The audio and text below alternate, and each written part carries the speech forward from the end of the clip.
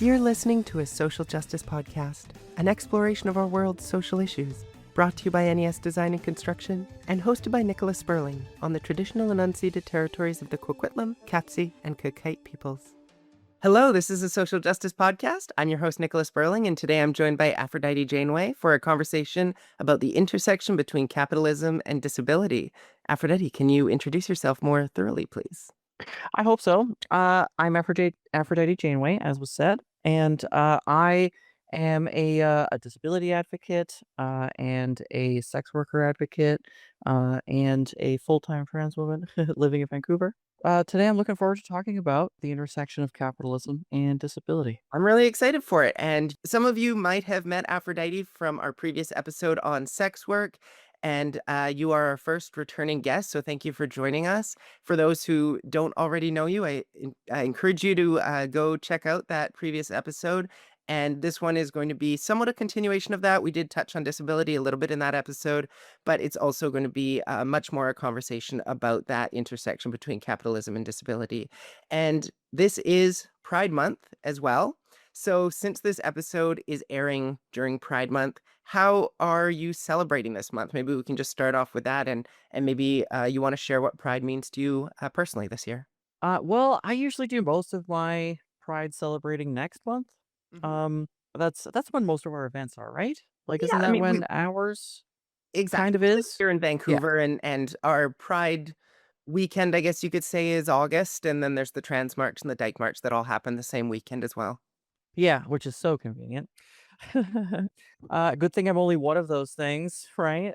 Mhm. Um, uh, they're great to go to. I love going to those things. So certainly there will be some of those that I'll be attending. I don't usually attend the official Pride stuff. What with corporations and all that, and police being there generally. So I usually celebrate in my own way. Um, and yeah, this month kind of falls to the wayside for me. I try to save up all of my energy and money for next month. Yeah, And then it I'm is a I'm lot really like gonna go this year. wild. Yeah, yeah. Well, and like if we participate in everybody else's pride and our pride, then I'm basically celebrating for 3 months, which is great. So which is kind of what I do, but also that means that it's all more spread out and it's less focused. One of the groups I follow, people are doing their pride makeup and stuff, and I'm like, oh yeah, I guess I should be doing that because it's like pride and stuff. But Yeah, oh well, we'll see. we have plenty of time to do all of that. Yeah. And you've talked about navigating capitalism a little bit, I think, in our last episode, and obviously working in sex work as someone with a disability and using that as a means to pay for whatever needs to be paid Food, for. Yes. rent. Yep. All of the important Yeah, yeah, necessities, right? So medication. Mhm. can you maybe paint a picture of what a typical week looks like for you and maybe what some of the biggest structural barriers are for you? Well, certainly the biggest structural barriers for me are monetary. Um, I I actually have no money right now, for example, what with rent coming out just the other day, until I get paid for this cycle. And luckily, very fortunately, this pay cycle isn't until the 25th, I think. Hmm. Uh, yeah, so that means that I get to go. Let me just count real quick. 1, 2, 3, 4, 5 weeks without getting paid. Well, that must Uh, be difficult. Oh yeah, and of course they don't compensate. Like it's not like they give you more for the extra month. You literally just have to do the same amount with less, a quarter less, arguably, a fifth, a quarter, whatever. It's a lot. Hmm. Yeah, they recently restructured their payment schedule so that it happened less often. But it still happens. And again, there's no compensation for that. So, Right. And we're um, talking government disability, this sort yeah, of amount that you get that is not really enough for anyone to live off of. Is that right? yeah, $1,500. Hmm. Um, And that's a and month? per month, yeah, once per month Hmm. also. Although I technically, because I am also on uh, uh, CPP disability as well, that is paid out separately. But it's usually paid out even later in the month than disability. So I'll usually get disability. on a normal month, I'll get my disability the second to last week in the month, and then the last week of the month I'll get the CPP. Um, they forced me to apply for that. I'm required by British Columbia by provincial law to apply for it. And when I first applied for it, I was like, "Oh, great! Uh, I worked and earned myself a pension, so I get to receive some extra funding." Um, Mm. so I thought I was going to get like $700 on top of the $1,500 I get in my disability, and I'm like, "Oh, I'll be able to live." But no, they claw back the $700 that I get from CPP. And this was my favorite part. It is also taxable because, of course, we're living in a capitalist society. So I have to pay income taxes on my disability payment, even though I'm living below the poverty line. And if I had paid that $200 in taxes, would represent, in some cases, orders of magnitude more taxes than people significantly wealthier than I have paid. Wow. Uh, It also seems so, like yeah, quite a headache to have to go through when you think about it. Like, the government gives you money and then makes you do a bunch of paperwork to give them back some of that money that they just gave you. Like, surely yeah. Well, there could and be a I have system to in place to avoid that. absolutely. I also have to pay a corporation to help me file my taxes because because I am also a sex worker, my taxes are complicated. Mhm, Now I have the audacity to be both disabled and self-employed, which is how most disabled people employ themselves because the regular working world is very hostile to us and our existence. mhm. Um, so, lost my train of thought. Shit. Oh, take a moment if you need it. This I did well, and indeed, this is a great example of my disability.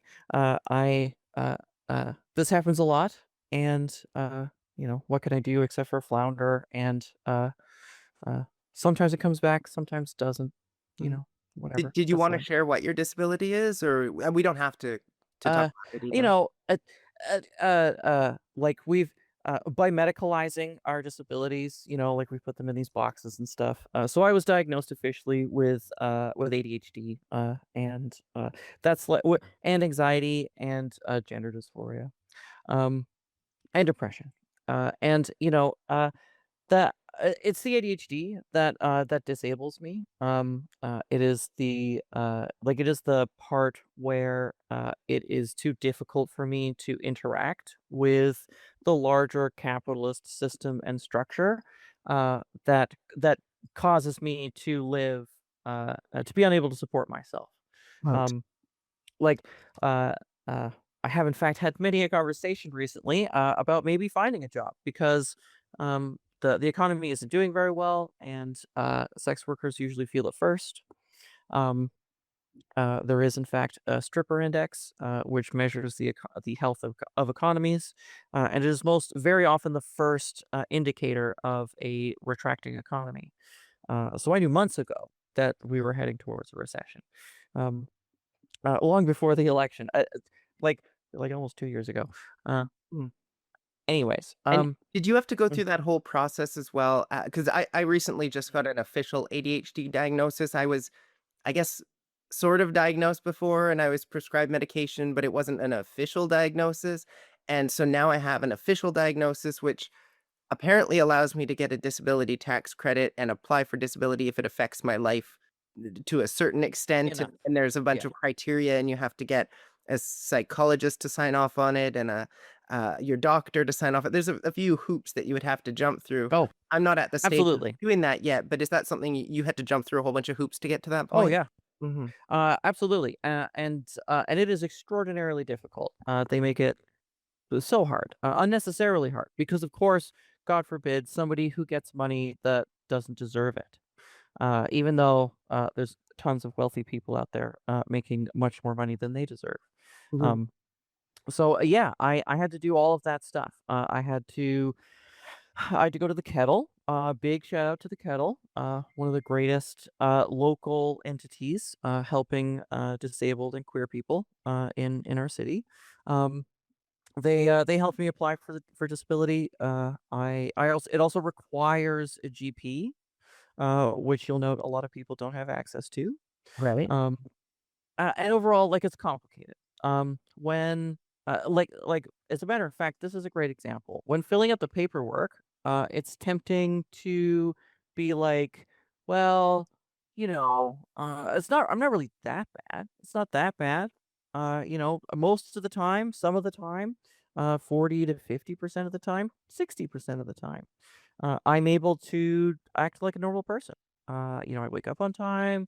I can brush my teeth. I can shower. I can make myself food. I can go out. I can socialize. I maybe probably could even work for like a normal work day. Um, but uh, but that's not all the time. Other times, I am completely unable to do any of those things. Sometimes I'm not able to make myself food or have a shower, or go anywhere, even to do things that I want to do. Mhm. Um, and in my situation, as somebody who is, of course, underpaid via disability, uh, the only way I can supplement my income is by working, which only further exhausts me because even though it takes more energy for me to work. I put in my 8-hour day, and my 40-hour week, and I'm, like, twice as tired as somebody else. So, do I get, d what does my weekend look like? Like, my weekend, doesn't look like, I can, certainly doesn't look like some of the people's weekends that I look out there with, like, soccer practice and children, and laundry and doing the yard and decorating the house for the season and things like that. I'm lucky if if I have a shower and see a friend. Um, and to me as a social person, there is nothing more important than seeing my friends. So uh, I'm working a lot for very little. And it's isolating me from the things in life that I really want to do. Right. Uh, and, uh, and that's where we starting to get into the complicated nature of dysfunction and how it interacts with capitalism. Because on the one hand, people can be inherently disabled. From the extreme, like missing limbs, or chromosomes, to or extra chromosomes, I suppose, Mhm. um, to mental issues, such as myself. Each of which, depending on the society you live within, can be varying levels of disabling. If you need a wheelchair to walk, and your society is like, fucking curb cuts, those are expensive. Fuck those. We're not going to spend money on those. Mhm. Then you have an entire class of people who not only have to spend money to survive in the society, but also cannot contribute to that society. Mhm. As somebody who likes to contribute to society, I find that very frustrating because there's nothing that I would love to do more than participate and contribute to my society. But the way the society is structured makes it significantly more difficult to do so. Everybody's always telling me about how smart and charismatic I am, and they're probably correct. But it still doesn't pay the bills, right?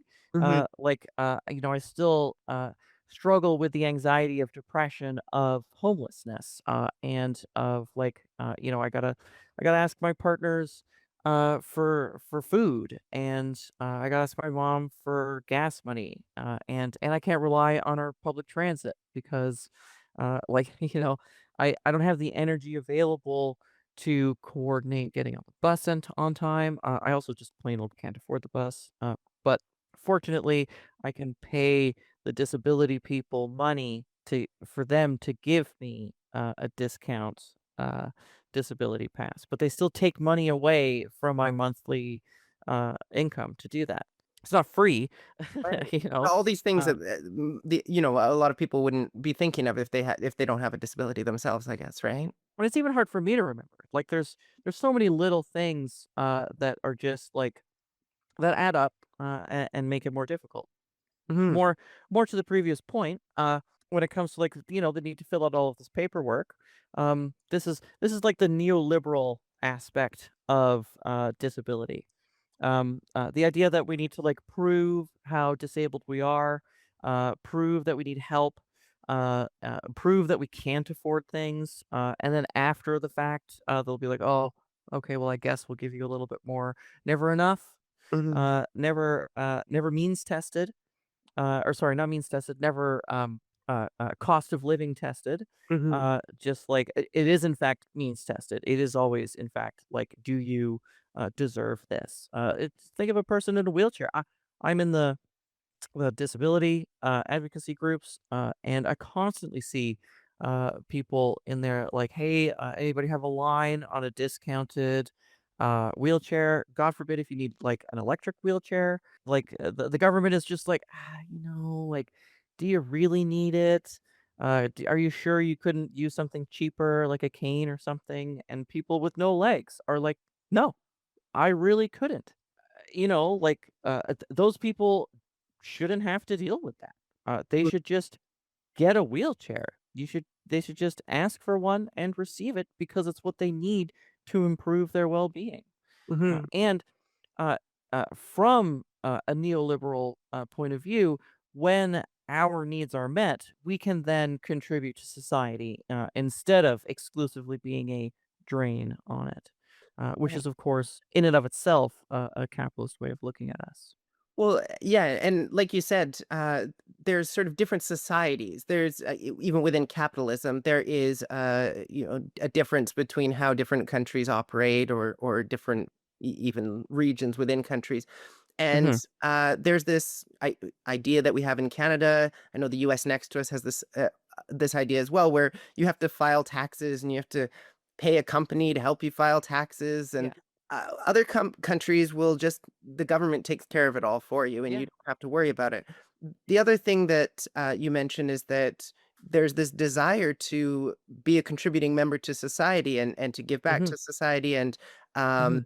I think that's pretty common amongst folks. Like, no one just wants Yeah. to sit at Absolutely. home and do absolutely nothing. They want to be able to Yeah. contribute to their communities, and I think for that reason, people like myself support concepts like universal basic income, where Hmm. everyone just gets a basic income, and you're still going to be driven to want to work or contribute in whatever other way you're able to contribute. But at least everyone has that safety net, and they're not out there sort of having to prove that they need this money, or that they're disabled enough to receive this money, because it's just universally applied to everyone.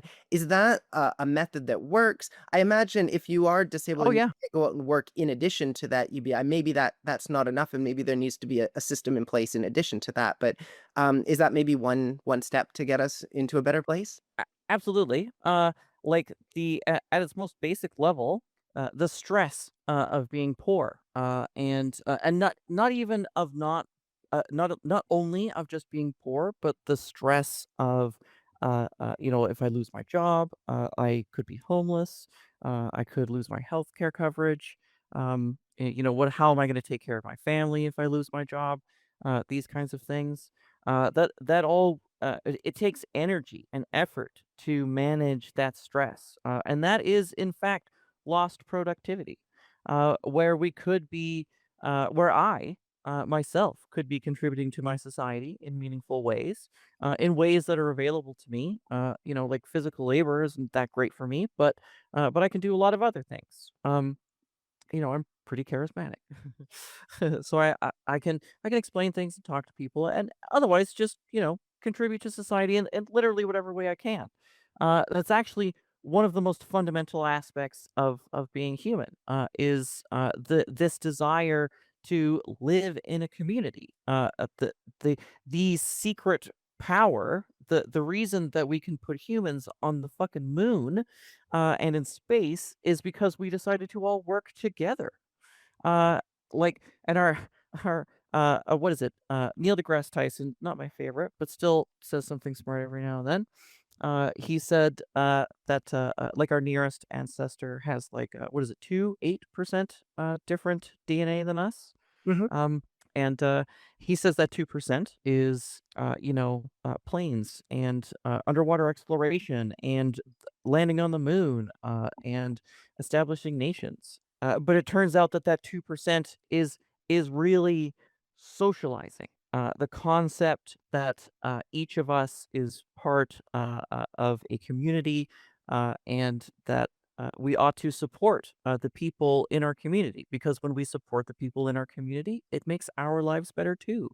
If you grow the grain, I can go do something else other than trying not to starve, and that is the accumulation of knowledge and the spreading of knowledge and so on. So, Right. uh, Well, and I guess in that vein, when you think about people who are providing for their communities, you think about, or at least in our current society, we think about the people who provide the most value to our communities. And we really place a lot of emphasis on who's doing the most. And I don't think mhm. there's necessarily a clear definition of what the most is or what the best is. Yeah, yeah. But pride campaigns, coming back to the fact that we're in Pride Month right now, will often Hmm. spotlight, for instance, 2S LGBTQIA plus entrepreneurs and success stories, as you might say. Yeah. So, Yeah. how do you feel when Pride branded corporatism overlooks disabled and sex working community members in that way? It doesn't surprise me in the least, that's for sure. Nothing could surprise me less. Uh, corporations have always been fair weather allies. They go where they think the money is. And this has been the problem since the beginning with rainbow capitalism. Right. With maybe Um, like a few exceptions in there that I can think of. But yeah, I think by and large, you sure. see a little bit of pushback against Yeah. corporations participating in Pride. They see their bottom line Hmm. changing and they go, oh, better pull away from that. We saw that with Google, Yeah. we saw it with Toyota, Or where they got rid of their EDI yeah. programs, for instance. Yeah. Or they pay lip service, where they like TD, where I went to a pride parade that they were in, and then the next month, I think, I got my name changed stuff, and it was so difficult for me to change my name with them. Really? Um, yeah, and beyond that, though, since we're talking about disability as well, they also offer absolutely no assistance for disabled people whatsoever. Oh. If you're poor, like me, and you can't afford to keep more than $500 in your checking account, like me, you have to pay them a monthly fee. Hmm. For what? Why? Why do I have to pay them that? Are they not making enough money? Why is our banking system a place that we are supposed to store money, Hmm. a profit for-profit endeavor? It doesn't make any sense. Further causing them to do weird and silly things like showing up in a pride parade, where they pay lip service to our people and offer very little in terms of meaningful assistance towards us. How many queer people have I seen working at a TD? None. Right. Of course, I don't go there anymore. I'm sure that's changed, but I Well, and still also, I mean, didn't even it's a charge that. write-off, right? You talk about the fact Yeah. that the banks are for-profit corporations, and Yeah. so they have tax write-offs, and they can say, well, we're going to donate to a bunch of these organizations in order to Mhm. use that as a tax write-off. But I think banking is a really good thing to touch on when we're having this conversation about capitalism. And you mentioned why are they for profit? And under a capitalist society where there are these independent organizations that need to be able to sustain themselves, with some exceptions, there's like Van City, for instance, is a cooperative. Mhm. So there's that model which can operate in a capitalist society like ours. Is that the model you think all financial institutions should operate under, or are you thinking more in terms of, in order for those not to be for-profit organizations, that they would be government controlled, for instance? I think the profit motive needs to be removed from every single aspect of our lives. Because I think that this desire for privatization, while searching for efficiency, the assumption that privatization is efficient, is just false. Uh, it, it it fundamentally cannot be efficient because you have to pay people extra all along the way, just for them to profit. They're not even fairly. It's not like the people who are actually doing the work are taking a piece of their labor in money. Mhm. People above them are arbitrarily being paid additional money, disproportionately extra money. It doesn't even make any sense how much extra. They're not working that much harder than all of these people. Ge- Well, Generally speaking, these things should be everything. should be owned by the worker. So would You know, you like say then that the corporate structure in general is akin to a pyramid scheme? oh yeah, almost definitionally, like the people at the top make the most money and do the least, and are the most shielded from both legal and even individual repercussions, Hmm. uh, unless someone named Luigi. Well, speaking of Luigi, let's talk about healthcare for a second. So, Hmm.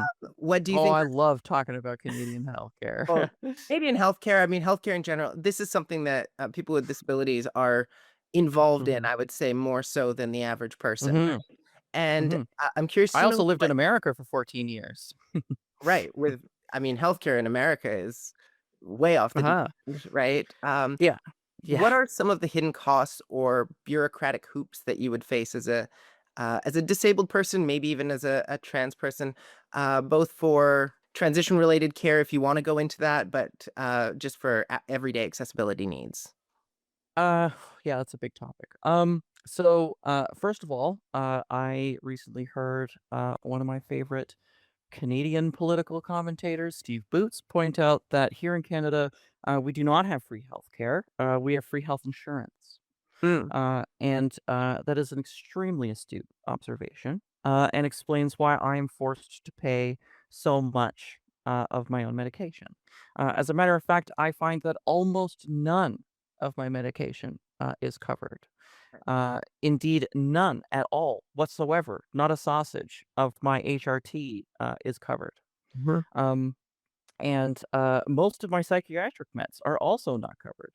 I managed to get both of them covered thanks to special authority, but that was only after like insisting weirdly, uh, and the fact that special authority does not work for any of my hormones is the definition of insane.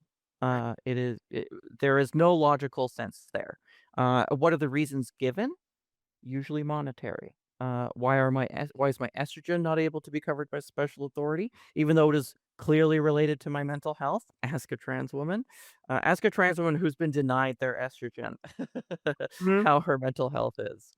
The reason being that because there is sesame oil in it, which is a consumer good, they are not able to cover it for some. I don't. The That's yeah. valid That reason. yeah. I know. I know.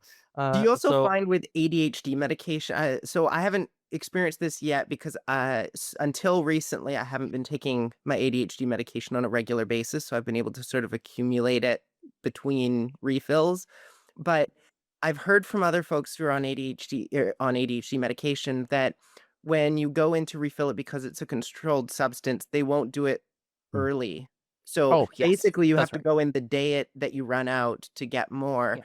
That seemingly creates a huge barrier for someone with ADHD because Oh, doing yeah. these types of things within that type time period like that is one of the most difficult things you can do when you're struggling with Yep. ADHD.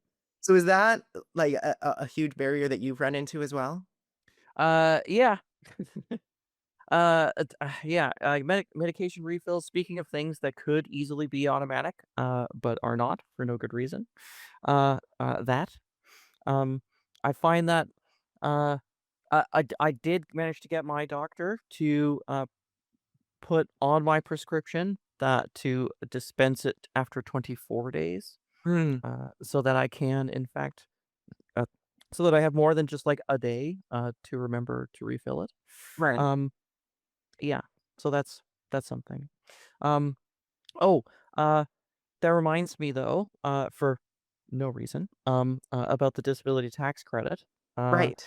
because we were talking about, that before. The thing about the disability tax credit, is that it is a federal, disability tax credit. Where all of the stuff we've been talking about before with disability is entirely provincial. Even CPP is provincial.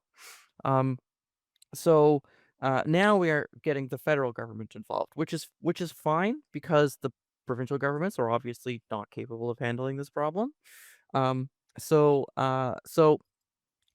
the federal government has been mandated by this new law that they need to pass. what did they call it? The Canada Disability Benefit. So complicated, very creative. Um, yeah, so that was approved recently. The law is designed and in fact is written to state that one, it is required to bring us out of poverty, uh, which many people will note that it does not do, No. and that it's not supposed to require any means testing, and it's supposed to be immune to clawbacks, amongst a few, other good stuff. Um, the federal government implemented none of that. So it is currently $200, which you'll note is nowhere near enough. The $700 now. Is it up to 800 now with inflation? Dollars short per month I am of minimum wage. Not to mention a living wage. Uh, Usually I break it into three. There's the minimum wage, the suggested minimum wage, and then the actual living wage. So 17, we're up to 17 something. And then $25 is the current proposed minimum wage, which is $10 short of $35, the actual cost of living in Vancouver. Right. Um, so, so obviously, that's nothing. And then you have to apply for this federal disability tax credit, which essentially requires you to apply for disability another time, just this time for the federal government. You can't just be like, "Oh, good news! I already filled out a whole bunch of paperwork and am currently receiving disability for being disabled." So indeed, you have to fill out that paperwork, and it has stricter requirements. Fewer people are approved for that than are approved for disability in BC, uh, which is of course, uh, stupid and capricious. Right. I know I keep kind of coming back to some of these queer linkages because, That's as fine. I mentioned Please, at the please beginning, do. it's Pride Month, and I'm Yeah. trying to sort of have these two conversations coexist in some way. But can you maybe share a moment when solidarity within queer or sex worker circles has made a tangible difference in managing disability related challenges? Like, is there this Oh, community effort to support each other there?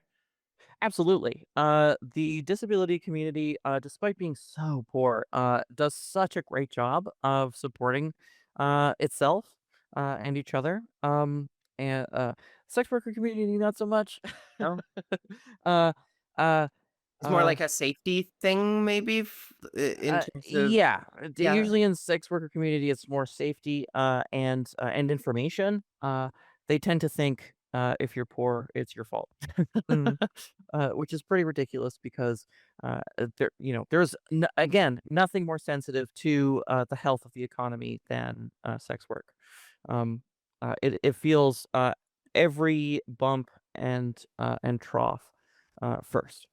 Right. Um, And you I kind of talked about that in terms of, sex workers thinking, well, if you're poor, it's your choice. But have you encountered other aspects of ableism within those communities? Like just sort of on the flip side of the previous question? Yeah.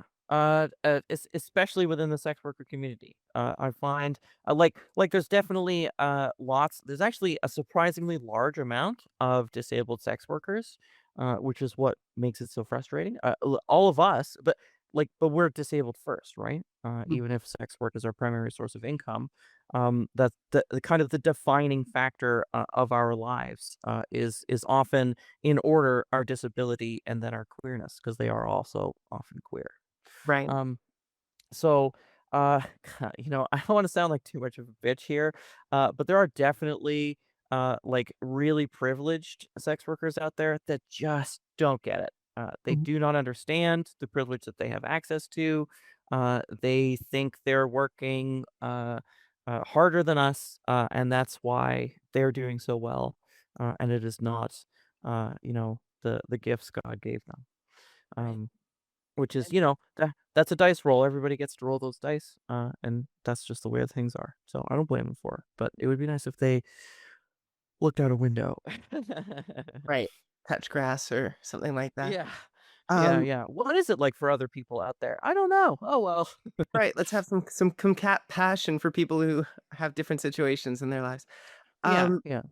and you mentioned previously not going to Pride because of that police presence. I know Vancouver Pride has had some conversations around that. I think I'm not exactly sure where they stand at the moment, but there Yeah, me neither. are no police marching in the parade, from what I understand. That's It good. They're in huge debt this year, and maybe the whole thing's Yeah, gonna look very different, but, yeah. all of that just to bring up the question of, police in general, and Fuck what 'em. your thoughts are in terms of their impact on people with disabilities, how they interact in that capitalist structure, and what a different solution to, I guess, the issue of, I guess, police are supposed to be out there fighting crimes and solving murders, and the things that we don't want to see in society is Yeah.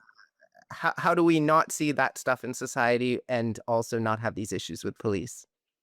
Well, keeping in mind that I'm a huge fan of Brooklyn Nine-Nine, fuck the police. They are a drain on our society. They are dangerous. They possess the monopoly on violence, and they do not wield it responsibly, and they wield it uh, to protect the state and property, not to protect people. They are not our friends. They do not help us.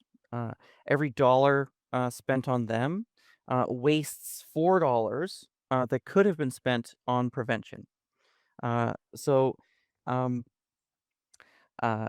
if we were to reduce their budget, like right now, the budget is like this, right? Like this is the police budget, and this is literally all other social services. Oh, I think Uh, um, 33% of my property taxes goes to the police. yeah, 33%. Yeah. So like, if we were to just like swap those overnight, the differences in our society would be incredible. Indeed, what drives most people to break the law? I break the law for money, for work. Technically, it's a gray area, but it's still, not fully legal. Mhm. Uh, and why? And it is because I am desperate. I have no other choice.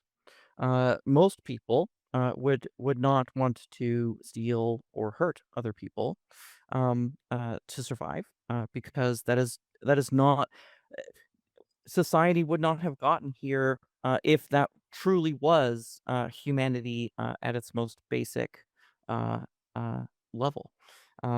Those things We wouldn't know, exist if people had their needs met, right? Like, who's going out yeah, and stealing food if they have enough food on the table, kind of thing. exactly. I'm sure there would, maybe there'd be a It might be a couple, little bit, but but but at that point, it doesn't matter. Like we're talking about a radically different society in that case, where Mhm. everybody has everything. Even the business owners have enough. So somebody stole 1%, 10% of their stuff. That's fine. The they they have everything they need. Right. And uh, like when it talk, there's two states, right? There's the transitional society where we're on our way to leaving behind capitalism, and then there's the ideal communist society, moneyless, stateless, borderless, blah blah blah. So we're not there yet. I don't even know. I can't even imagine what it would look like really, because I've spent my whole life living. Not just within capitalism, but even in these hyper-capitalist colonialist nations. Right. The propaganda is strong. It runs deep. Mhm. So, Well, we've had uh, these conversations a few times on the podcast too, and I yeah, think no one has an answer. No one can say this yeah, is exactly what that society looks like, but the perfect yeah, society. No one it's knows hard what work that and looks it's like. iterative. To build a good system, you need to iterate on that system. Mhm. I think it's a fun thought exercise at least, and a For sure. useful one because Oh if yeah, if the goal is to create this systemic change, we need to know at yeah, least the direction that we're trying to move in, I guess. yeah, absolutely. Um, the first couple of times communism was attempted, they were really just stabbing in the dark.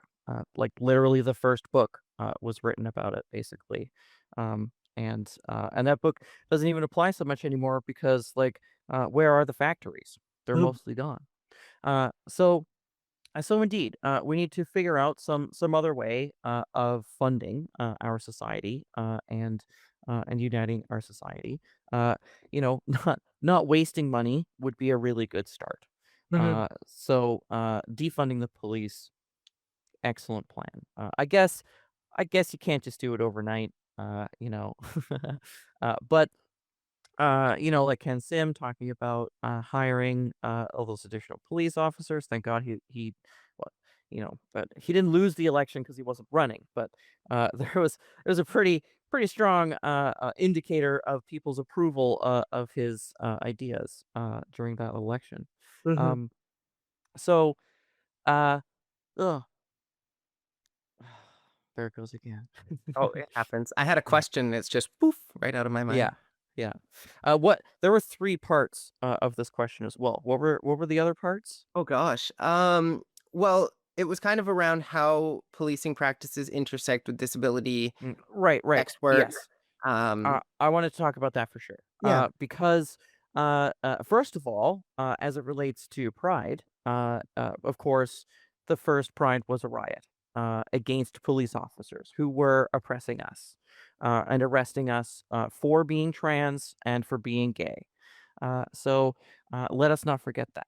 Mhm. Um, and power to them for sure. Rest in peace, Marsha P. Johnson, and the other girl's name. Anyways, like those are people who defined our movement, and they are one of the key reasons that I am like, police have no place in our society. Mhm. But also, certainly as they interact with disabled people, they can be terrifying. I date. I have a couple of autistic partners, and I worry about them. They are not so autistic that they, are acutely likely to be shot by the police, despite being innocent people. And every time a police officer shoots somebody, it's murder. There is no justification for it, even if they do have a weapon, because they have not been judged yet. Mm. We don't understand the circumstances of them having that weapon, and to just fucking murder them is an outrage, which none of us should ever tolerate. Just because that person may or may not have been autistic doesn't shouldn't really change anything.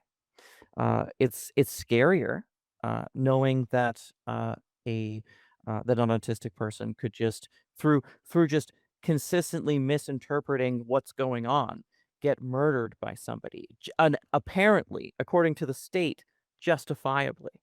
To Well, what end? yeah, I mean, just recently, obviously, with people being autistic, we hear about police going to someone's door to deal with a quote unquote disturbance, and it's an autistic person who's struggling, and just through a series of, whether it's miscommunication or misreading the situation or whatever, end up getting shot by the police for no good Mhm, reason.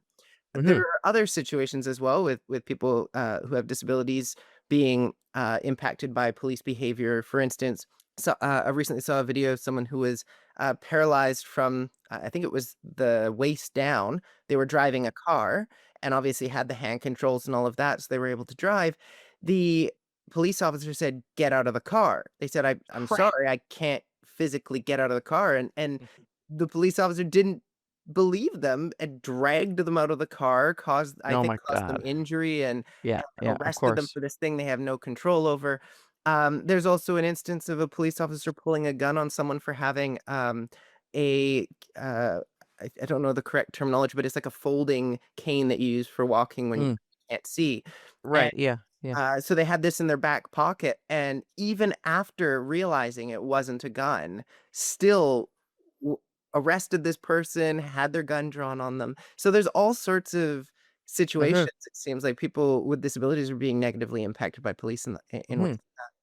And that's representative of the role that police play in our society. The police are not here to protect us Mhm, uh, at all.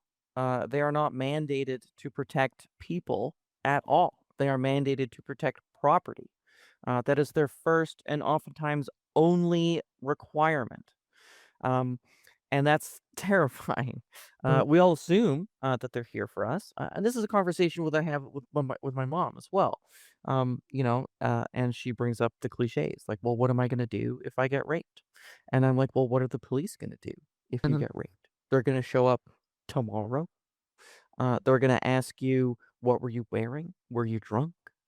They're gonna ask you, if you got a rape kit done, and whether you say yes or no, the rape kit will probably never get analyzed. May not be the case in Canada, but it is certainly in the case in the UK and the US. Mhm.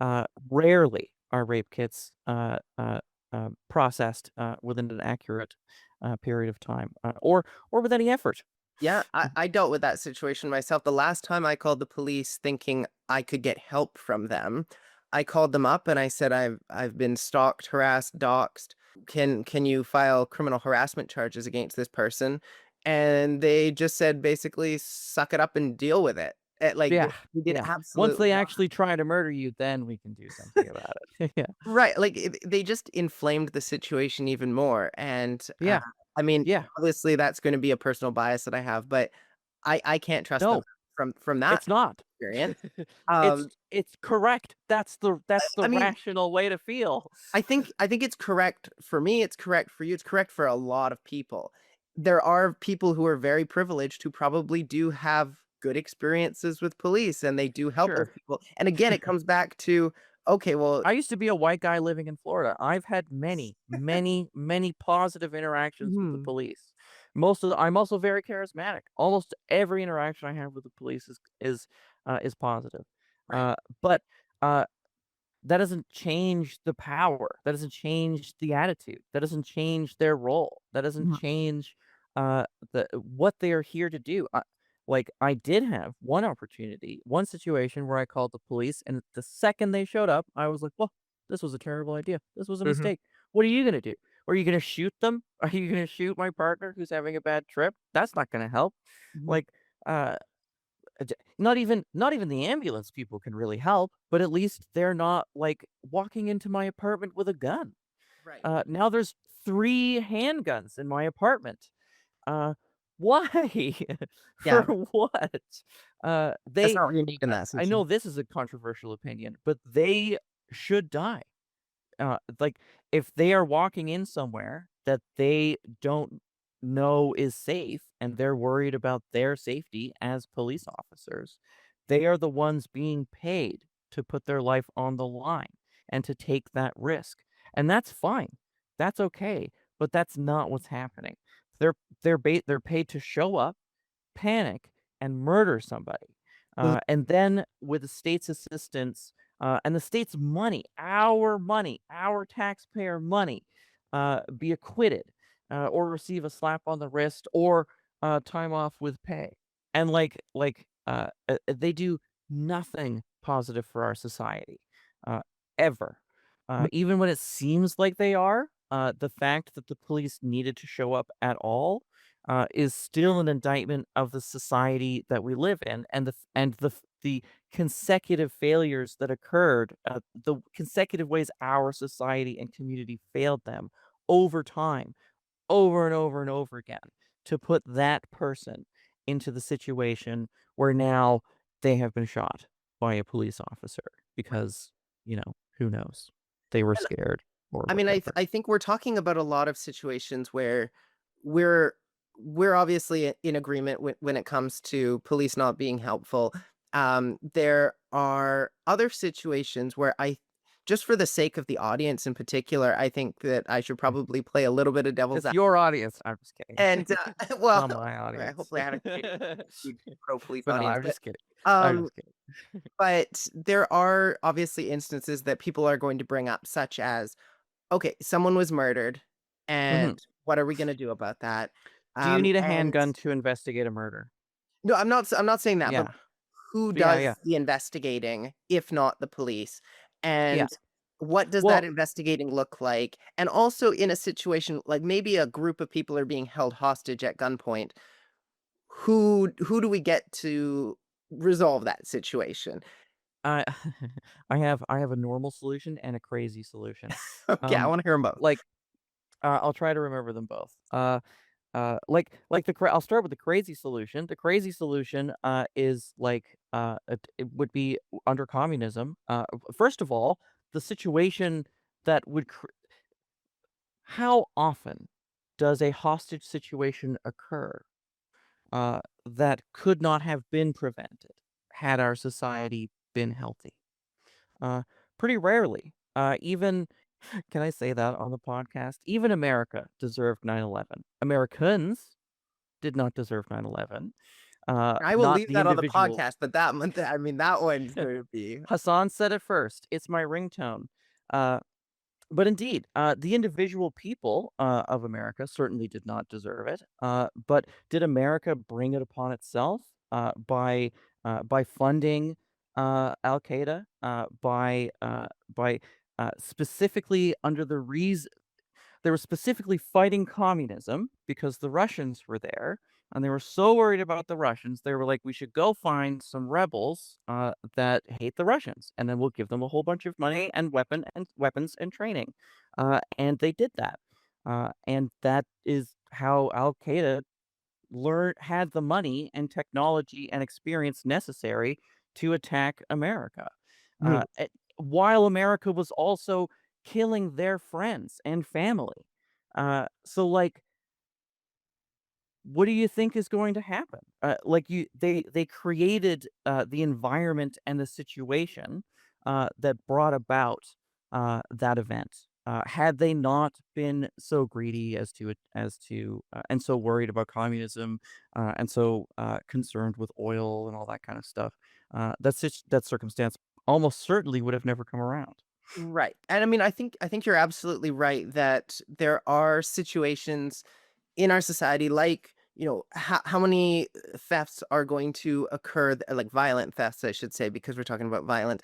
How many of those are going to occur in a society that is providing everyone with their needs, and Uh-huh, in a uh-huh, society that functions better?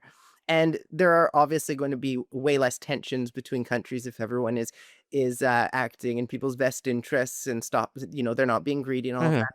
If uh-huh. somehow we were able to manufacture this idyllic society where maybe it is communism, and people are all getting along, is there not still going to be like a percentage of the population that is uh, just inherently violent, or that is just so inherently greedy that they're going to want more than everyone else regardless? And like, do you think that that would just be completely eliminated, or would there still be something of that nature, just to a much, much lesser extent? It seems impossible to suggest that it would be completely eliminated. Um, I genuinely don't know, Mhm. obviously, Well, and none of us. there is no way to know, Mhm. obviously. But like, uh, you know, the I feel like the easiest example here is like a serial killer, for example, because there is usually no motivation beyond satisfying this need, right? Right.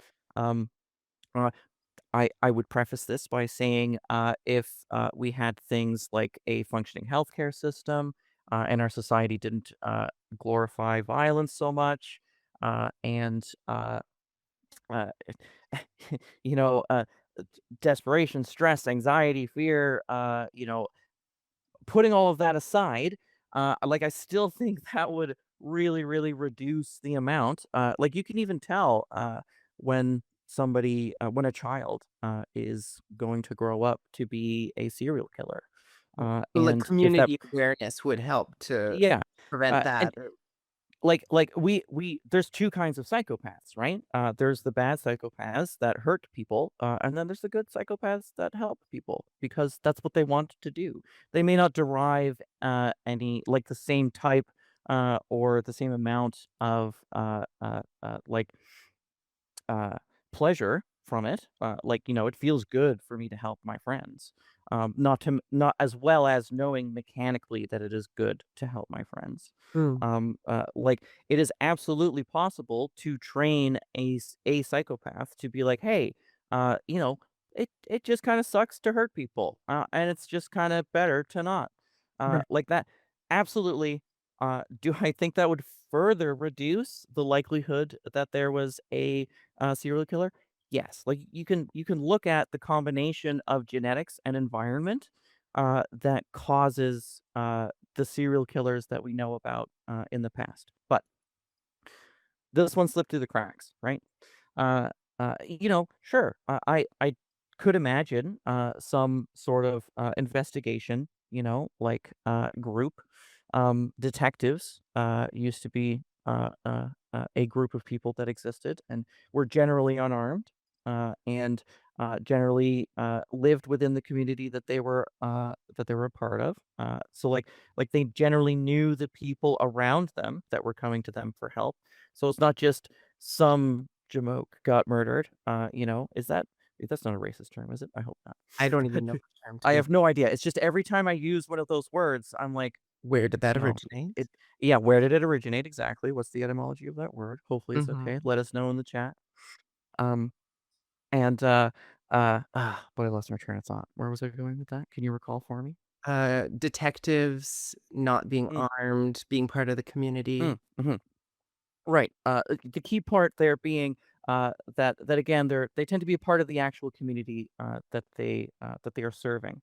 Their purpose and function and the philosophy that like when you wake up in the morning and you're a detective is fundamentally different than waking up in the morning and being a cop. It's just like Terry Crews says on Brooklyn 99. I am a detective. I will detect. And, because that's his job is not to shoot people. It's still a cop show, so there's still that kinda shit in there, but, I mean, I um just miss shows like The Wire and The Shield where you could really see that no one is mm, good in those, policing situations. Everyone has, yeah. major flaws, and probably everything would be better if they just didn't exist. Yeah, yeah. Well, and it's propaganda too, because then like you're seeing, you know, the law getting in the way of justice. And what you need is a cop to just slam the suspect's head on the table. I've never seen either of Right, a these shows. vigilante or So something. yeah, I mean, so I don't I know what these shows are actually like. they're just kind of a lot more gritty than I think policing shows Mm, are today, because I that's think fair. that propaganda has gotten worse and worse as time progresses, and police are getting involved in, like, funding these types of shows, and they don't like the way that they're portrayed as being unethical, but, like, even if they're working towards this common positive goal, they're doing it in the wrong ways, like, it's still not portraying them in the best light, and so now those shows are completely devoid of reality, of emotion, of interest, and they're just purely about promoting police. But Mhm. I think, we've talked quite a bit about policing, and we've gone into a lot of sort of hypothetical situations, and I don't know how valuable that is. Maybe it'll get the audience thinking. That's I hopefully think I what we'll think it's good. Like, it's an undeniably complicated issue, especially given the central role that policing has in our society now and has for such a long time. Um, it took a lot of listening, in fact, for me to really learn and understand the problem with police in our society. The thing is usually I feel safe, and I with a police officer around. And the fact is that that is an illusion. Mm, Uh, that safety is a total fabrication. And after having a couple of experiences where I was like, yeah, this could easily go a really different way. right. If my partner, during their bad trip, was yeah, a person of color, uh, how would it have gone? I certainly never would have called the police in the first place. But Right. like, but there you go. What greater indictment of a system is that? To be like, I wouldn't even bring my partner uh, to a bank because I'm afraid they might get murdered. Like this is Mhm. a totally different section of risk and so on. Right. So yeah, fuck them. Well, yeah, I mean, I think speaking about systems, people, let's use Republicans in the U.S. as an example. They might look to Canada and say, "Wow, you live in a socialist system," Yeah, and they equate that with communism, right? So yeah. they view Canada as like this socialist communist country, and we would. go, okay, not really, like, we're looking at this other country and we're gonna say that they're this socialist communist country. And what that means is kind of a little bit twisted because even a communist country is dealing in capitalism, and even a capitalist society, we're dealing with socialist systems like, I mean, I guess policing is a socialist system to some degree. Like, we're all helping to fund it for some sort of common goal that we don't necessarily all agree on. And the fire department and the ambulance and the healthcare system and all of that, like, we're, Hmm. some might call it a socialist system because we're common, as a group of people helping to Hmm. create this. Yeah. Yeah. But if you sort of look globally, are there policies or grassroots models that maybe provide mutual aid networks that you think in Canada here we should be adopting to help better support disabled people? Are there things that we're doing well, maybe even that you want to highlight? What kinds of systemic changes do you think are attainable for us? Because obviously, just flipping that model from capitalist to communist, that might be a lofty goal, but it's not necessarily like a realistic short-term goal. Yeah. Uh, it's tough. Certainly there's other, like, usually the way other nations, like, here's how I want to approach this. The problem is in identifying disabled people as a separate group of people, and specifically trying to help specifically them Hmm. without of course, without actually trying to help them. If they were just like, these people are disabled, we should give them enough money to live. That would work. In a neoliberal society, that would function well enough. Mhm. Then we could contribute, blah blah blah. One of the most interesting things that I've heard about recently is the way Vienna controls their housing market. Because of course, one of the reasons money is so important for me is because I can't afford to live where I want to, or move, or anything like that. I'm stuck in an apartment that I can touch the ceiling of when I do this. Mm. I don't even have to do that.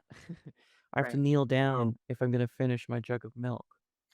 Um, and it's still $600 a month. So, the city of Vienna, sets 60% of the housing in a region that has been identified to have inflated housing costs. Say for example, East Vancouver. That means that the government would set the rental prices. Just imagine this, right? Imagine hearing this on the news tomorrow. The government is going to set the prices for 60% of rentals in the entire Hastings Sunrise area in an effort to lower not only those rents, but the rents around it as well. Mm. Because now, uh, uh, what is that doing? What is the mechanism that is being pulled? Is the profit motive? Like, who was owning those buildings before? Were they corporations? Well, now the corporation isn't able to make any money. Corporation has no incentive to own the building anymore. Corporation sells the building, hopefully to the people who live in the building. And and there you go. Genuinely a simple solution to what we over here view as this huge, systemic, impossible, intractable problem. How are we going to build enough homes? How are we going to lower the rents enough? How are we set the prices? And it is by specifically identifying what the problem is the profit motive has created the bubble because the people don't have enough control or power. So the government steps in and forces equity. Right. Um, Well, and the longer that we go without taking, and I maybe that is the action that needs to be taken, but without taking any action, the higher mhm, prices become. Because mhm, I've talked about this a lot. Don't know on the podcast, maybe in my personal life, but the fact that rents keep going up and mortgages keep going up at a rate that's higher than inflation is just completely yeah, unsustainable. Eventually, you have to yeah, reach a breaking point, and once you reach that breaking point, it becomes really difficult to then drop it all the way back down to a point that's sustainable because the more you have to cut value out of property, the more people end up basically having their lives destroyed because Yeah. you're someone who's like just scraped together enough money to finally be able to buy a place for yourself and you think, okay, I'm finally secure. And now it's worth 50% of what it was before. You're like, Hmm. oh crap, I've just lost like hundreds of thousands of dollars and I don't have like I can't afford that. And that's great Yeah. that someone can now hopefully rent this place because the market has come down, but also there's all these ripple Well, effects at that. and I mean that's just another example of the profit motive causing huge systemic problems. Mhm. Yeah, yeah. Housing is a human right. It's a necessity. Without it, your odds of disability skyrockets. Mhm. Like the stress and anxiety and raw health implications of literally living on the street in a capitalist society, no less, are pretty extensive. So, furthermore, housing should not be a investment vehicle. Mhm. For years, when I was in high school, like 20 years ago, one of my teachers was like, "If you want to live a secure future, the best thing for you to do is buy some land." And especially living in Florida, quite a few people did, because land was really cheap back then, especially there. But also by virtue of me being a high school student, I couldn't do that.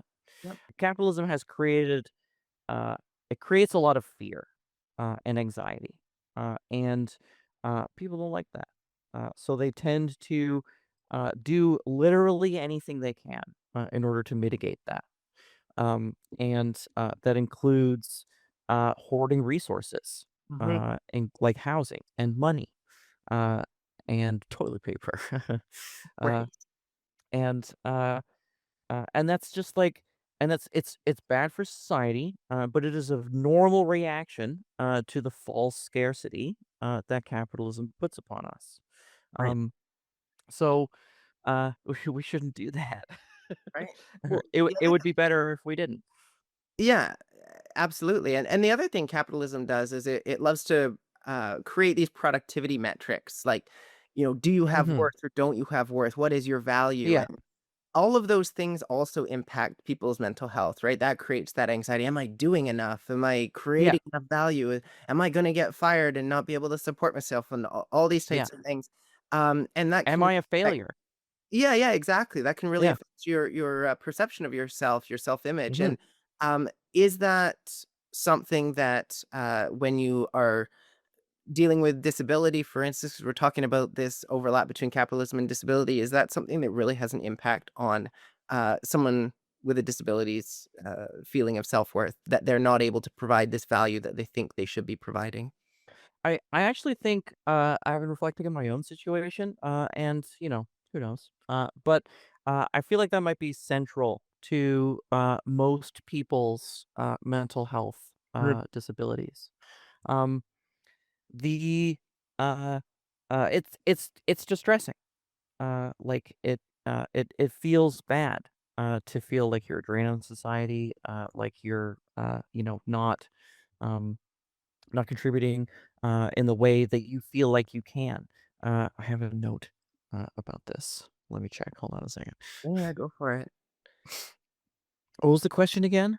So we're talking about the productivity under Yeah. capitalism, this idea of self-worth, how that affects people with disabilities. Like, I know for myself, Yeah. ADHD, it's not preventing me from being able to work and provide that type of value that people think is important. But when I'm at home and I'm thinking, well, I need to do all of these chores, and my mind's like, no, you're going to sit in paralysis and not do a single thing. Yeah. And I go, well, crap, I feel awful about myself because I'm not being productive enough. It's not necessarily that these things have to be done for the sake of my life or someone else's life. It's just there's this idea that I always have to be productive. And if I'm not always being productive, something's wrong with me. I'm not doing what I need to be Yeah. doing. Absolutely. And that's very much the neoliberal point of view towards ability and disability. Um, In fact, my note here says, and this is, by the way, heavily based on Revolutionary Thoughts YouTube videos on this topic. Okay. So special thanks to her. Her videos are so good. Um, so neoliberalism brings the idea that systemic problems are actually individual, putting the blame for homelessness, poverty, disability, mental illness, unemployment, and environmental degradation on the person. Neoliberalism bans plastic straws without dealing with the underlying causes of pollution caused by plastic, and in practice puts even more pressure on the populace, further exacerbating disability and further forcing us to spend money to overcome the limits of our abilities. This is why everyone, from my doctor to my mother and even myself, keep looking inward at a way to deal with my disability through managing my own behavior and habits and thinking, instead of admitting that maybe I'm just different and don't fit into this neoliberal society that we have created. Mhm. We prescribe medication, which generally I do approve of and think is helpful. Um, but the thing that I feel like I need a prescription for is $600 a month, not ADHD medication. With after the $600, it would be interesting without the stress of like, what am I going to do for the next 5 weeks of my life for money? Without having to deal with that, um, uh, maybe then my ADHD medication would be even more effective because I do often struggle with the effectiveness of my ADHD medication. Right. Uh, so, uh, neoliberalism is a foot on the brake of disabled people. It is based on the fundamental assumption that people who do not monetarily benefit society are a drain on society, unless a great deal of math comes into the equation. Is it worth it to help this person? Is it financially feasible to help this person? Does this person deserve our help? Or are they just gonna spend that money on drugs? Things like that. And if tomorrow you could redirect one major capitalist flow of money, so whether that's like sponsorships for corporate pride, like we talked about earlier, Mm. where would you channel that money instead? Maybe it's, funding for police. You talked about defunding the police. There's Oh, money being yeah. put into things that maybe you don't agree with currently, systemic structures, and I wonder how that could be redirected to be more effectively spent.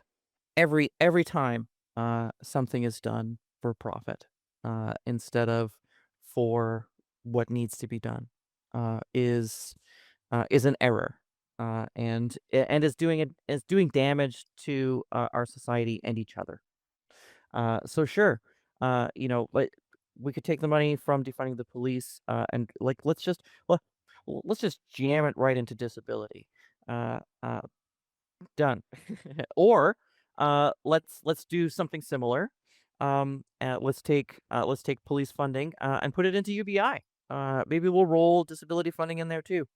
Why not? And EI and all those other, welfare and all those systems. All that funding can just go Well, into and the one thing is, one you wouldn't place. need all of these systems and, you wouldn't be spending tax dollars on Yeah. on, the bureaucracy of having all of these different systems if you had something like UBI because you That's could funnel it that's all in one. true, and I definitely think that, like, obviously, anybody who interacts with the bureaucracy can tell that the bureaucracy, is expanding to meet the expanding needs of the expanding bureaucracy. So, like, for sure. However, I there's definitely money to be saved there, but is it a lot? Not really. It's not as much money as it seems, Mhm. by combining all of these things, and that's not really the point. We got tons of money. Canada is a wealthy country. The fact is that we are not taxing the appropriate people in the appropriate amounts. Oh, Most of the tax burden falls on the lower class. The next highest tax burden is on the middle class. The lowest tax burden is on the upper class, and that should be inverted tomorrow.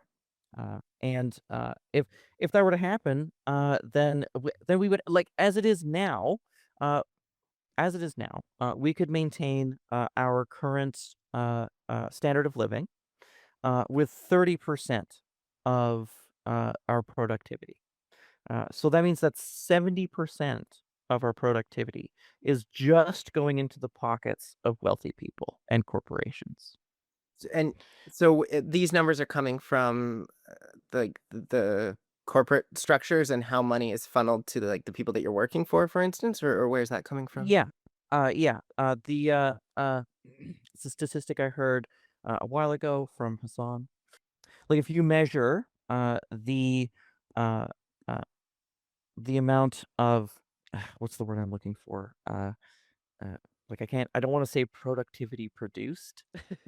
GDP? That seems yeah, but I guess that is ultimately what the GDP is. So yeah, fair. But also including things like wages and also like um resources pulled out of the ground, and so on. Like there's an extraordinarily large amount of waste. Is the point? 70% of our productivity is wasted on both going into the garbage in the cases of or on average across all of the various industries. Um, so like the amount of energy that we need to produce, the amount of raw resources that we need to consume, and so on. And then, which is of course all at some point because we live in a capitalist society turned into money.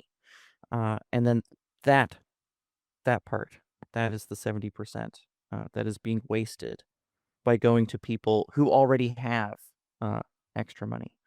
Um, yeah, I don't know. Unfortunately, I don't have any more detailed information on that because I heard it a long time ago and it's just stuck in my head since then. But it was also like 2 years ago, so the numbers may have shifted, but they've probably gotten worse. Uh, Get involved, uh, chat. yeah, yeah, yeah. Let's get a Like conversation going. for example, our wages have remained flat since the 70s, adjusted for inflation and the cost of living. Haven't they gone Um, down if it's uh, adjusted for inflation? I think it's flat, Oh, okay. because we are getting raises, Yeah, I but it just thought also the raises hadn't kept up with inflation. Like, I thought if you adjusted correct, the average wage correct. to 70s for today, it would be, like, 3 times higher or something. Yes, that's correct, but that's because they didn't raise the minimum wage for several years. So, like, like, if you look at union work, you can see where, wages should approximately be, Mm, which is in, like, the 30s to 40s, gotcha. Yep. range. Because their wages, are mandated, are required to stay with the cost of living, Mhm. not minimum wage, but the actual cost of living. Um, and our wages have remained flat. I've worked at multiple computer stores. I even I've worked all over the place. Mhm. I've always been paid minimum wage or slightly above it. Um, I've also heard and that the cost of, uh, necessities has skyrocketed, whereas the oh, cost yeah. of, like, extravagant spending or unnecessary spending, has come down, so, Mhm. in essence, like, your housing is, 3 times more than it would have been 30 years Mhm. ago, for instance, but you can now take a plane really cheaply and fly across the world, Yeah. um, Yeah. Yeah. and so, like, there's been a shift in terms of, uh And that percentage shift partner, hasn't what is been that word? equal No. either. Like, yeah. So indeed, we find that not to go all communist on you, but we find that our excess labor is indeed being stolen from us and hoarded by people who own the means of production, whereas we, the people who are actually doing the labor, do not. Mm, And like I've been spending a lot of time thinking about this recently. I'm a relatively new communist. I like my communist tattoo is fresh. So like, uh, it's still taking. I'm still realizing the different ways that things affect and impact us. Uh, and I forgot where I was going with that. welcome to neo-communism, I suppose. Yeah, I guess. But indeed, the goal being uh, that we ought to own the means of our production, and in doing so, right? That's what I was going to say. In doing so, the it every aspect of our lives would change, specifically because we then have the power and the control to decide how our lives go. Right now, our lives are determined by by a select few, the few, the capitalists who own the means of production. They determine when we have to go to work, how much we get paid, like, every aspect of our lives, what we're allowed to post online, the color of our hair, the shoes we wear to work, the tattoos that we have, and the drugs we do when we're not at work.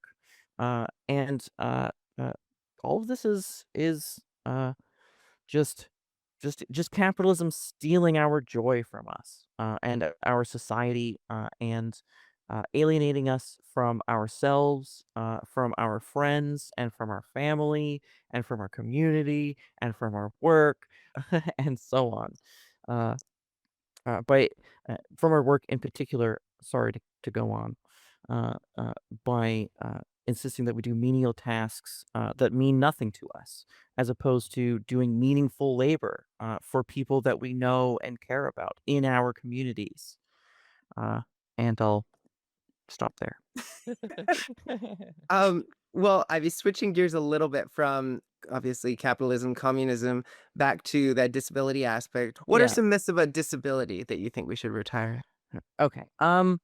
Uh, Certainly the idea that that we cannot contribute to our society. Um, I Or that we are faking it. What? Or that we don't deserve how much that we get, which is of course outrageous. Um, but I think most of all, like the things that I want people to understand is that we disabled people love contributing to society. It's great. Especially since so many of us are so dependent on our community. There is nothing better, no better feeling than contributing to our community. Right. Um, and the fact that our society makes it so difficult to do that is really annoying, and I don't like it. um, when I'm doing well financially, I love loaning and giving money to my disabled peers, and it's great. I When people don't pay me back, I don't give a shit. Even if they were supposed to, because what are we doing? We're trying to survive in a society that wants us dead. That would prefer if we weren't here. Mhm. And I, much like my queerness, refuse to comply with that directive. Right. I will not be erased or forgotten about or dismissed. Our needs are just as valid as everybody else's needs. And we can contribute to society just as much as everybody else. And we want to contribute to society just as much as everybody else. Mhm. Um, so uh, help us help our society by advocating for our rights, including equal pay. Absolutely. And uh, you mentioned something that's come up a couple times on this podcast, which is, low income people, and I'm including people with disabilities in that because of the fact that you get almost no money for Hmm. disability. We It's are not everyone with a definitionally, disability is low income, yeah. but low income people tend to be some of the most generous people you'll ever come across. Oh yeah. It's so interesting that the people who have the least are willing to give the most. Yeah, absolutely. It's funny too because I noticed in myself when I was making more money, that what there's that middle range, where like I had a lot more money than I had before, but I didn't have tons of money. Mhm. Where I was like, oh yeah, no, totally buy everything. But once I started to feel like I could accumulate large sums of money I had never accumulated before, I felt the temptation to be like, actually, maybe I can anybody get this next round? Can everyone buy themselves a drink this time? A thought I of course was repulsed by. Mhm. um, uh, but yeah, I've seen it happen. And Might not be repulsed by that thought if you hadn't had that experience of knowing what it's like to be yeah, low. Right? exactly. And Yeah, exactly. I was very much ashamed of that feeling, given the experience and how much I know and how familiar I am with the struggle of being poor and just like even asking for help from people who are obligated to help me Mhm. is difficult.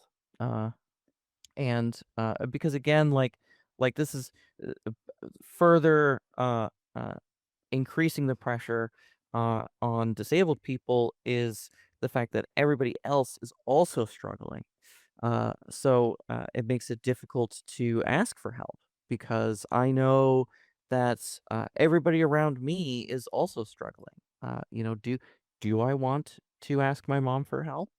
Is it coming out of her retirement? Uh, which one of us needs that money more? I don't know. Um, Right. it feels like I need it now. Am I going to regret it in 10 years? I have no idea. Uh, what it I shouldn't be having to make these kinds of decisions. I shouldn't be hoping my mom is going to die so that I have enough money to live. Uh, and this is entirely within the control of people in our society, people down the street. The MLA I've talked to has the power to change that. Um, and they're not going to individually, so we as a community need to come together and convince them to do that. Right. So be sure to send an email to your MLA and especially to the financial minister. I think you can just send it to uh, like no, I don't remember the email off Are the you top thinking of my for the head. province? Yeah, yeah, because again, disability is determined by the province. Yeah, I think it's Uh, something like financeminister.gov.bc.ca. I I think so as well. I'm just gonna look it up Mhm. because I send them fin.minister, periods in email addresses are usually optional, but not always, at gov.bc.ca.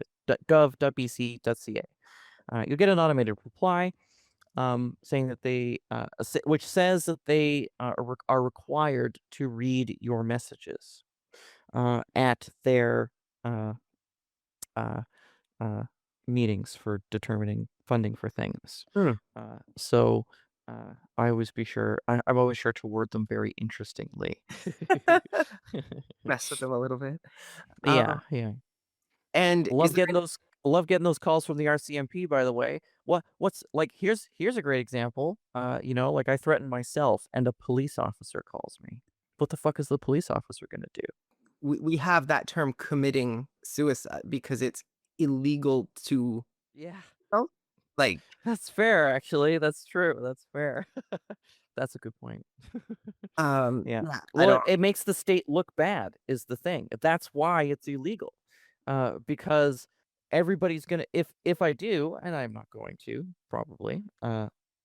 Uh, but if I did, uh, what is all of my email and all of my Facebook posts and all my other social media gonna say? It is going to say that I cannot survive under the amount of stress and anxiety that being uh, paid under the poverty level it has put me under. And therefore, if I do not survive, it is your fault. Because what can I do? In living in a society where at every turn I have to pay money. I had to pay $8 to swim in a pool today. right. Uh, it's a public pool.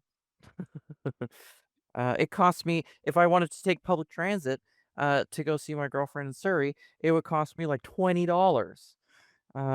That's not even it, 'cause that isn't it like isn't a 3-zone ticket like 7.50 now?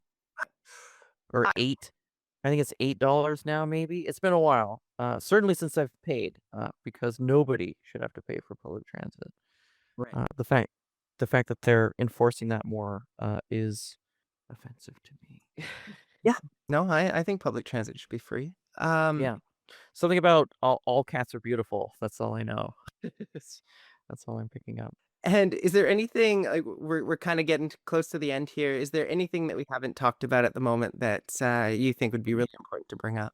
I did. I hit that. The last one that I hit, that was important. Very happy about that one. I'm glad you hit that one. Uh, Capitalism disables via stress, time loss, alienation from yourself. Yeah, blah blah blah. Man, that's such a good line.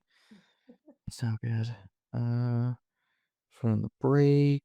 Right, right. Neoliberalism causes us to end up in a situation where we acknowledge that we need to help people, but don't, because a government with millions or billions of dollars looks at a trans woman's bare chest, because one person looks at a trans woman's bare chest, photos of a trans woman's bare chest, and decides that that girl doesn't need top surgery. But Well, then other girls are randomly approved, apparently, for top surgery. Uh, and uh, and trans men are universally approved for top surgery, which is good and appropriate. It should be that way for everybody. Like mhm. I didn't have to I didn't have to send pictures of my dick to anybody to get bottom surgery. You know, like it was they were just like, oh, you would like it, okay. I remember Why having is to send top a surgery picture of different? myself, in a in a crop top so they could make sure I wasn't too fat for surgery, though. Really? Yeah, Wild, I know. And wild. w and we had it at the same time, so I'm surprised you Yeah. did. Were we like the same weight? I was probably a little bit heavier, but Maybe. yeah, I was kinda thin then, wasn't I? you were pretty Yeah, big. Yeah. yeah. But still, but I wasn't that thin. But, like, I mean, when I got to Montreal, he just asked me to lift up my skirt and was like, "Oh, yeah, plenty of material there," and that was it.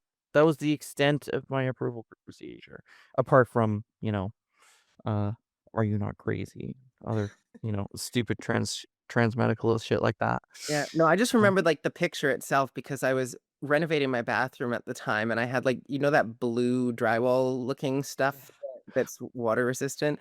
I yeah. had that with my bathtub underneath it, and I took a picture of myself in, like, a pink skirt and a blue crop top so that I could show how much of a muffin top I had and whether or not I was gonna be eligible based on that. That doesn't even make any sense. Like, it's supposed to be based off, like, your BMI, which is also incredibly inaccurate, Right, right. but that's bizarre. Uh, it should just be approved. Do you want it? Okay. Is it causing you distress not having this? No problem. And that should be available to everybody. Everybody should have access to gender affirming care. Mhm. Are you a cis girl and your boobs are too big? You just don't like it? You should be able to get free top surgery to reduce them.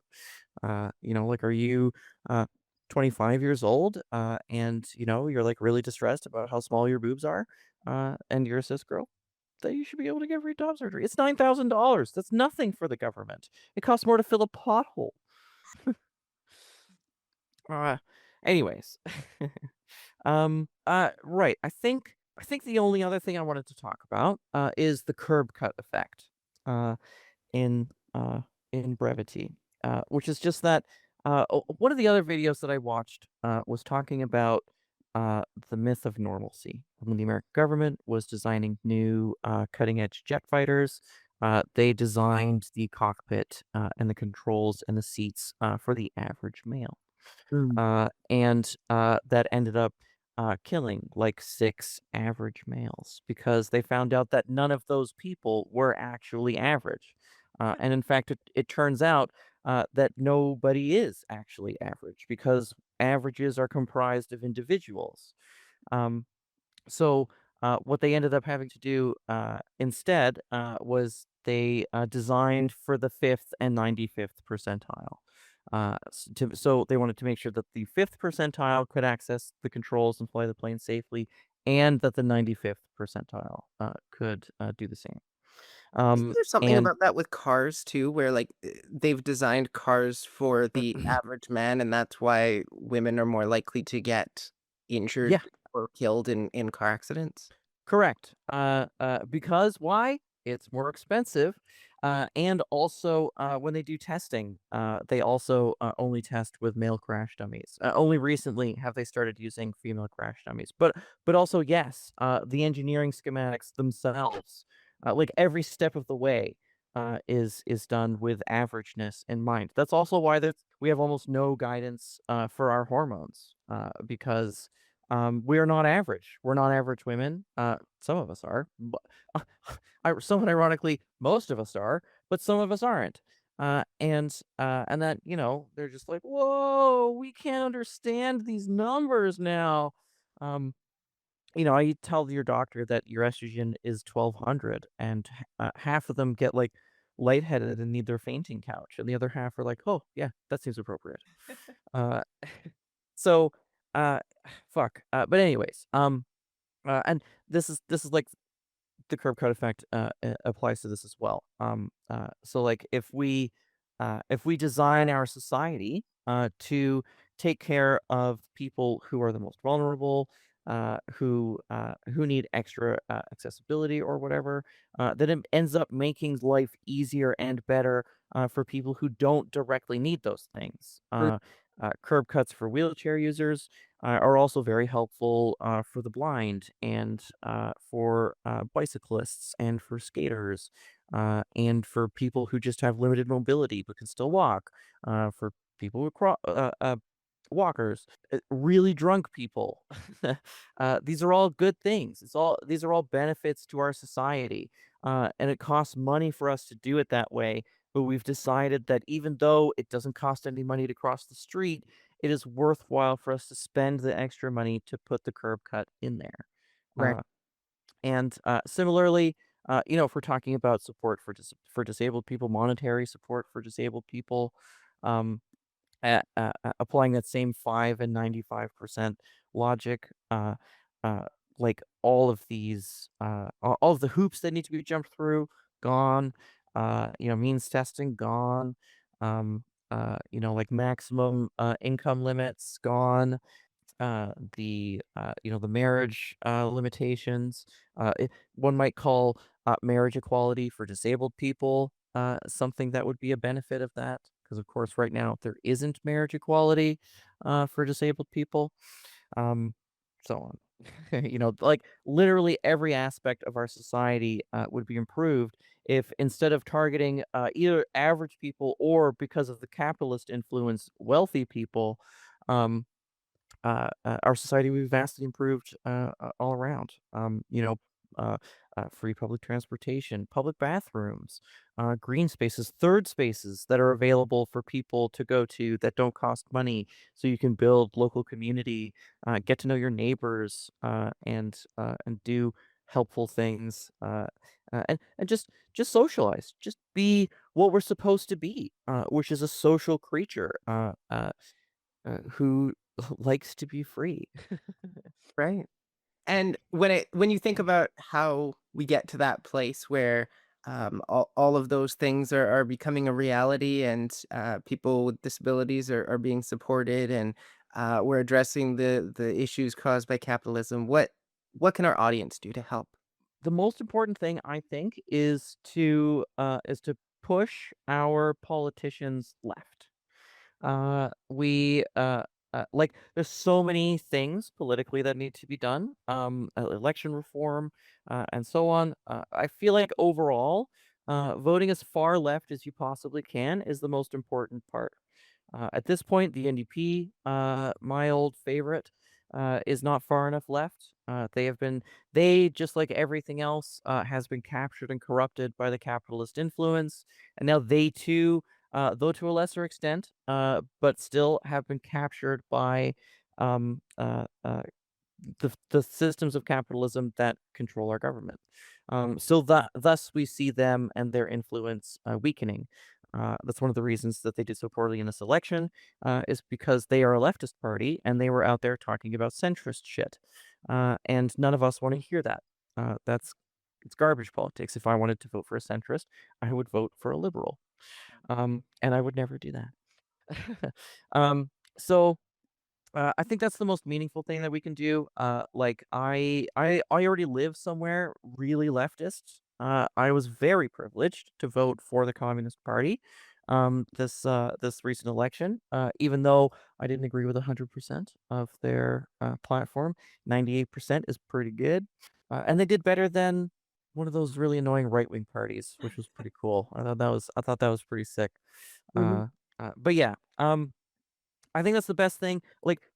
Uh, uh, we need them to believe that if they go further left, that we will vote for them. I don't know how to do that, because indeed these, like, the system is powerful. It is bigger than any individual. So, um, en masse, we need all of them like together, the whole party together, or a different party together needs to be like, this is not working. We need to unite in our message of being further to the left, of removing corporate power from our politics and from our daily lives, um, and of decoupling the money from yeah, like every fucking aspect of our lives, the profit motive from every aspect of our lives. That's just like that's at the core of all of it. There's so many different ways and to both to do it and that it affects us. That it's almost impossible to really to really talk about because it's everywhere, everywhere. Again, $8 to swim in a public pool today Mhm. that I used to go to for free, but the bureaucracy, of course, my pass expired and I have to renew it. I have to reprove that I am still disabled in order Mm, to get back into the pool for free. right. Uh, Another hoop to jump through. uh-huh, uh-huh. And all of these are, if I didn't have she's not even rich, she's just, uh, she just makes a little bit more money than me, but she was able to pay for it. If it wasn't for that, I would have had to walk away from a public service today. And you bet your ass I would have given her the fucking finger too, even though it's not her fault. She's just some worker. Right. She didn't set the policy. But the people who set the policies are never around, are they? Anyways, I didn't mean to rant about that. My apologies. Oh, no, rants are always welcome. And thank you for taking the time to rant and to have a conversation Mhm, and to talk about so many subjects from disability to capitalism to pride and communism and how it all intersects with each other. And mhm. this has been a social justice podcast. Today I've been joined by Aphrodite Janeway. Thanks again for having me.